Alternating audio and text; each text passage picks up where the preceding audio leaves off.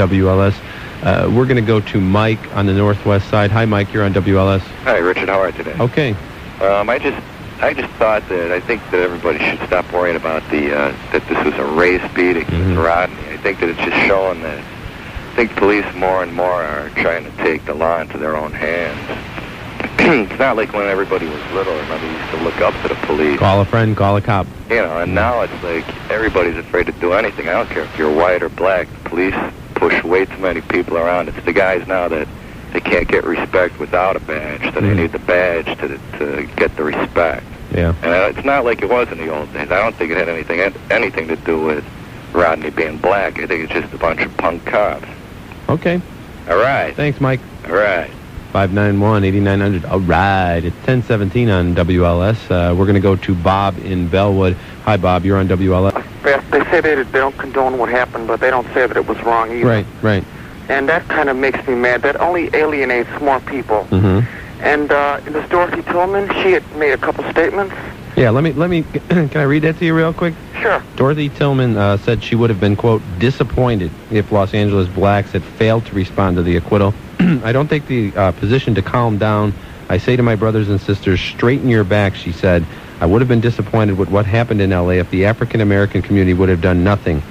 Tillman also had advice for black members of the National Guard who had been deployed to bring order to Los Angeles.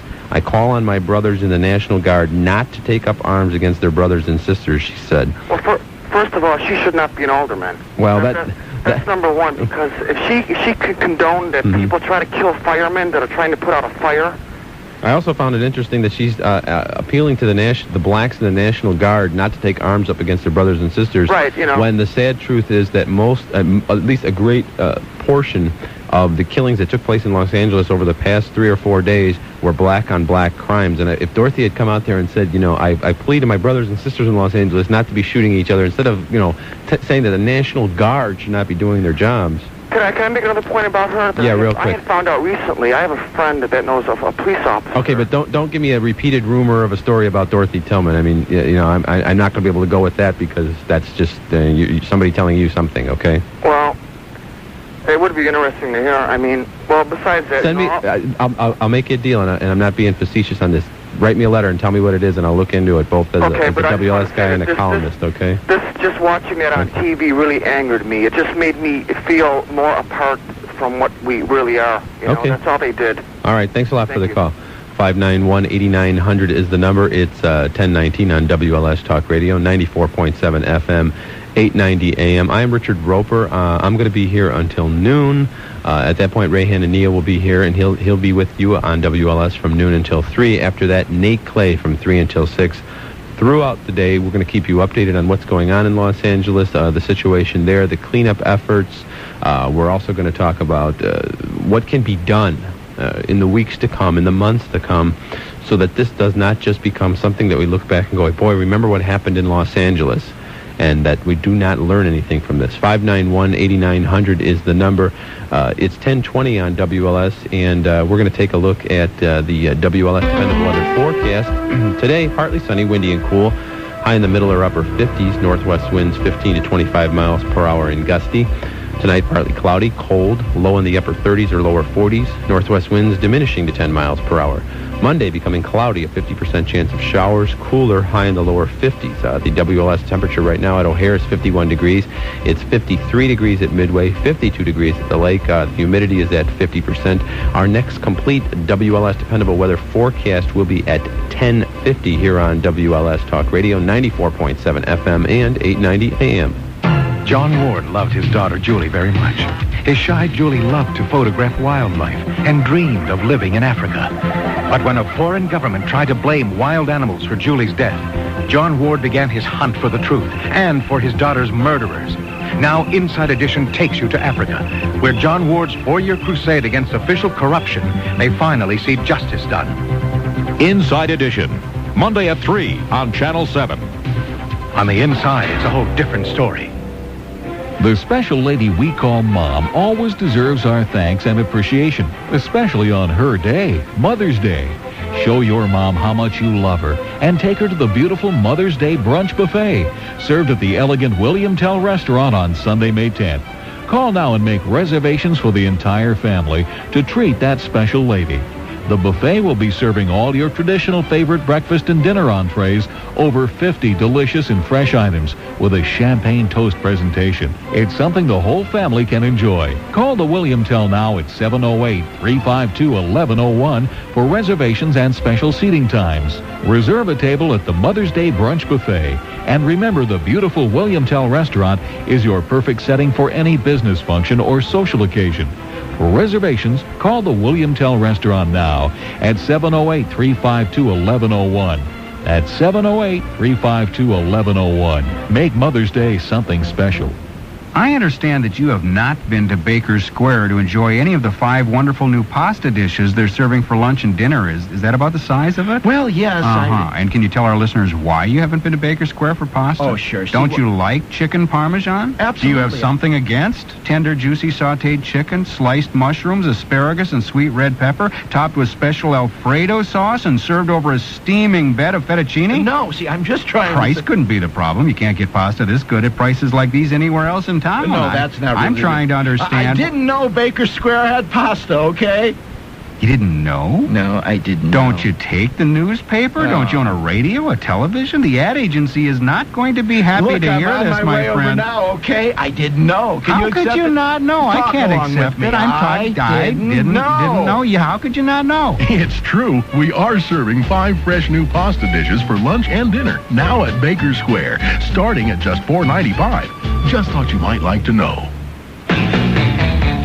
What's the only Chicago radio station listening to you on both the FM and AM? Just say it. WLS Talk Radio 94.7 FM and 890 AM. Okay, it's 10:23, 23 minutes after 10 o'clock on a Sunday morning in Chicago. This is WLS Talk Radio. Just say it. I'm Richard Roeper. We're talking about the situation in Los Angeles. We're going to go out to Shelley in Rogers Park. Hi, Shelley. You're on WLS. Richard. Shelley. Hello. How are you? Just fine. I'm just fine as well. I just wanted to say that I've seen several articles in the news that have said that they hope this situation fosters an open dialogue between people. And it's been my experience in the past week that open dialogue seems to consist of my white friends airing stereotypes that they have about black people, and myself on the other side defending basically myself for trying to dispel the stereotypes. Well, can I tell you something, Shelley? I think what happened with a lot of people, and I certainly cannot speak for for every white person that's out there, but just from some people I've talked to, that most white people were outraged by the verdict, okay?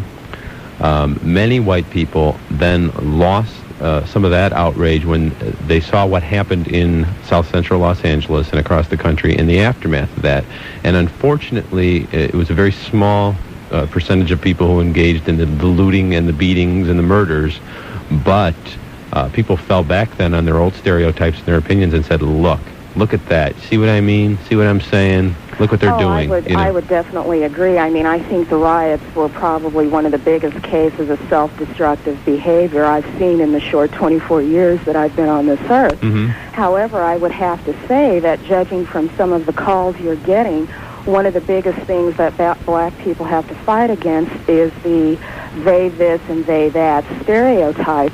A lot of people believe, and the media does to a point, help foster this idea that all black people believe in welfare, all black people toe the line only of Jesse Jackson and so-called other leaders. And I would have to tell you quite honestly that there are a lot of black people who will defend actions that are not right or not condemn them as strongly as they could because they feel that they are now at a point where if they show any sort of division, then that will point up a weakness. And I don't think you can even limit that to black people. I mean, you could say that about women who will only vote for women, about white males who will only vote for white males. I mean, it's people just do those things. And I don't even think really, if you think about it, and think about all the other examples, you could just say black people are doing that. But I think the one big point especially about people saying that blacks should start their own businesses and so on and so forth. Of course, that is correct.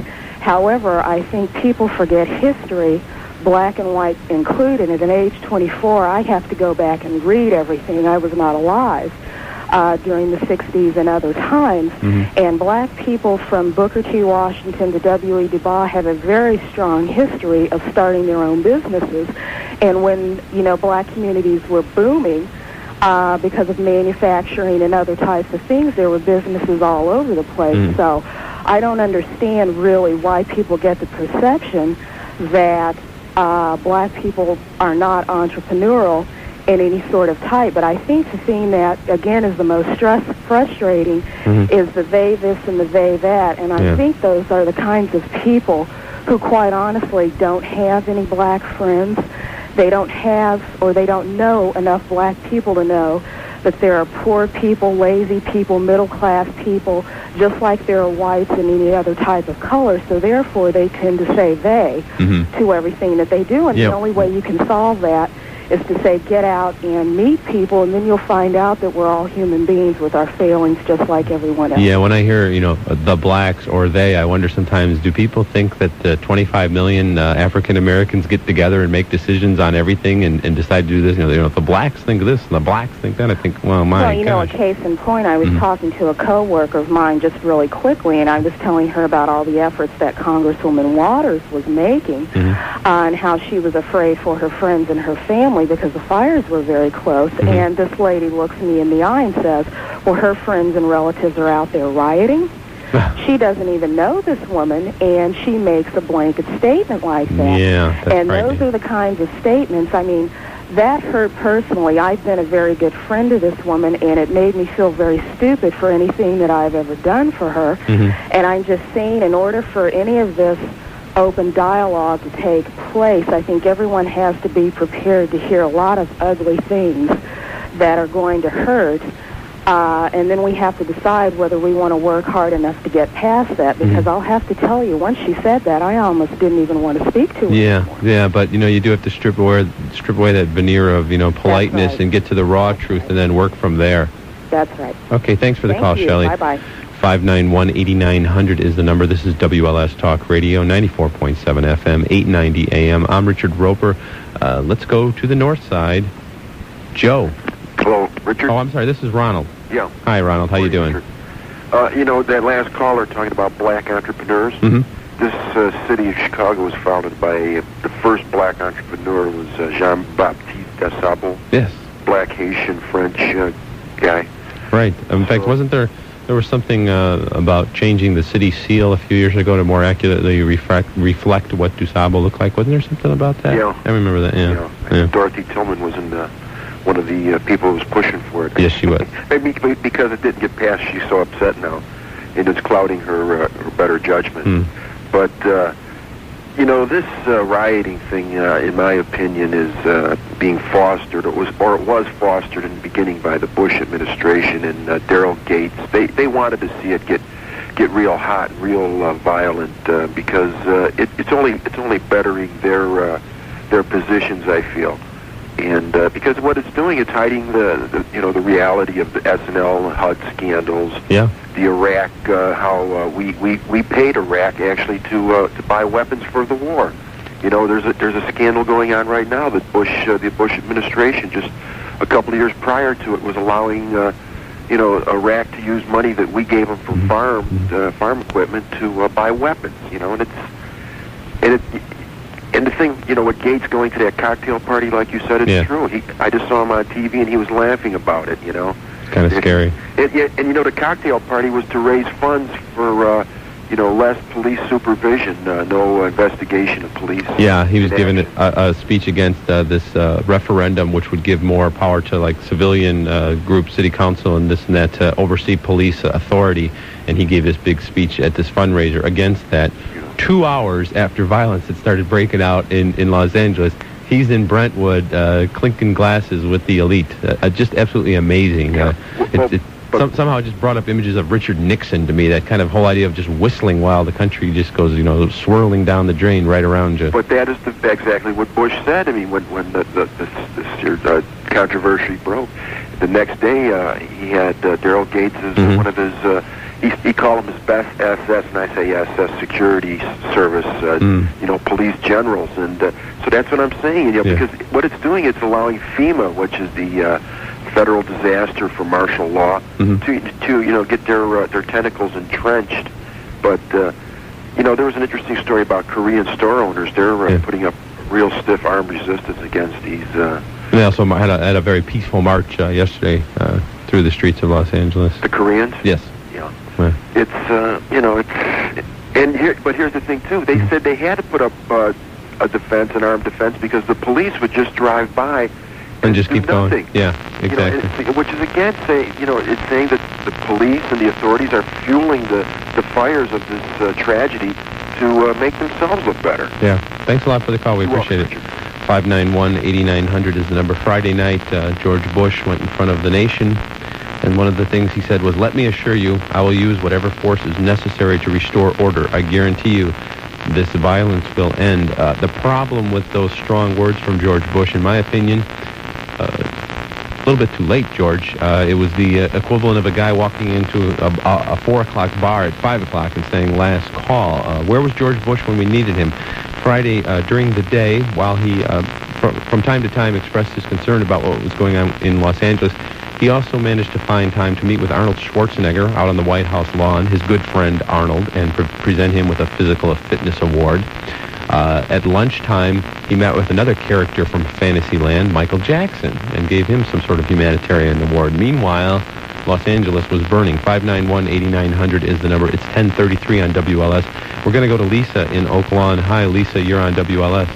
Hi, Richard. Hi. Hi. I would just like to make more of a comment of, is there some kind of particular animosity going on between blacks and Koreans? I wish that blacks would call in and address this situation. I don't know if you've watched Ted Koppel on Nightline the other day, and they were at the AMA church, and Ted Koppel had asked, I think it might have been Maxine Waters, what the problem was, and he or she said that they got here after we did, and they get benefits, and they are more successful than we are, and that's why this particular dynamic exists.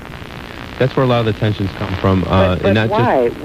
Why do they focus on the Asian community? And I noticed also that there was selective arson, that we burned down Korean places, but we left this McDonald's alone because it was black-owned. Owned by blacks, yeah. Do you have a comment on that? Well, all I can tell you is that not just in Los Angeles, but here in Chicago and in New York and other communities, Koreans in the past decade or so, there has been a lot of Korean businesses have opened in black neighborhoods. Some blacks resent that it makes for tension. In Los Angeles, there are now 1.2 million Asian Americans. It's the fastest growing community in Los Angeles. So you have a situation where the Koreans come in and the blacks seem to think sometimes that they were in one way or another given advantages that the blacks didn't have. They come into a black neighborhood and are then the business owners. And so this is nothing new. In New York a couple of years ago, there was some real high tension between the blacks and the Korean community. Yeah, I remember that. So that's what I can tell you about that. Okay, Lisa? Thank you. Thanks. Bye-bye. 591-8900 is the number. It's 10:35 on WLS. We're going to go to Lincoln Park, and Sandy, you're on WLS. Hi, Richard. Thanks for the opportunity given by WLS. Basically, from my perspective, this is a message to, just bad cops and government. Just as the government won't tolerate violence, there's people out there that just won't tolerate injustice. And we have to understand that this country was built by immigrants. We did not divide ourselves as Afro-Americans, Latino Americans, and Asian Americans. The system did it for us. It was a negative reaction, and, the destruction I don't condone, yet it's a part of the solution to the symptoms of this problem. It's a wake-up call, like everyone's saying. But now that we've gotten a wake-up call, and unfortunately in some ways it was a tragic wake-up call, are we going to continue to pay attention, do you think, to what happened here, or is this going to be something that in a month or so from now there'll be the occasional story about the L.A. cleanup? But, I mean, are people like George Bush going to listen to a wake-up call? Well, as I said, it's a wake-up call to our recession, and unemployment, and lack of adequate social services. And there's been a stripping of human dignity, and these humans are fighting back for survival in modern urban America. And I would say it's up to a group of community leaders to remember that, once they're in powerful positions, not to forget who they represent, because some do. And we have leaders, who learned the ways of our past leaders. There should be no stopping an intellectual fight, in order to gain back the respect and the dignity and identity of every individual. So, I think it's time that it's a we thing, where we have to begin to change the government, and I think that's taken place, as we see the results of the primaries and that. And because the government has shown that they're not working. Therefore, there's a power in the unity, and we do have to work together. Yeah. And of course, everything's not going to be perfect, but it's up to a group of us to realize and heed this wake-up call, and decide, if we're going to continue to let the government perpetrate the division among us. And the people in California in particular will have a chance to express their opinions on June 2nd with their own primary. Thanks a lot for the call. We appreciate it. Thank you. 591-8900 is the number. Let's go to Joe on the northwest side. Hi, Joe. You're on WLS. Good morning, Richard. Morning. It's sad to say I'm very sad about these riots and people being killed and that, but they have served a purpose in a sense, and that is we're still talking about this. Your own station's promo says events in Los Angeles have brought about all this talk. Yes. If there had been no riots and this verdict had just come down and everyone stayed calm, it would have been reported in the news media for a couple of days. Maybe your station would have talked about it for a day, and it would have been forgotten. You're right. The federal government would not have been bringing these civil rights charges, and I think these cops are going to go to jail. The government can't mess up twice, and then it would really cause problems. Yeah. So the riots have served a purpose. I mean, innocent people were killed and businesses destroyed, and the revolution that started this country, yet no one says it was a bad revolution. Yeah. So that's the price of freedom you have to pay sometime. Okay, thanks for the opinion. We appreciate it. Take care now. Bye-bye. 10:38 on WLS, 38 minutes after 10 o'clock. I'm Richard Roeper. This is WLS Talk Radio. We're going to go out to Tom in Lyle. Hi, Tom. You're on WLS. Good morning. Morning. I was just wondering one thing, and I guess it troubles me. I'm not a pundit, so I can't tell you what socially is correct or incorrect. Yeah. What I have noticed, I've watched television, I've watched CNN, and the networks, and some of the leaders, the one I'm thinking of specifically is Jesse Jackson. He makes a speech at different places, and it's supposed to be off the cuff.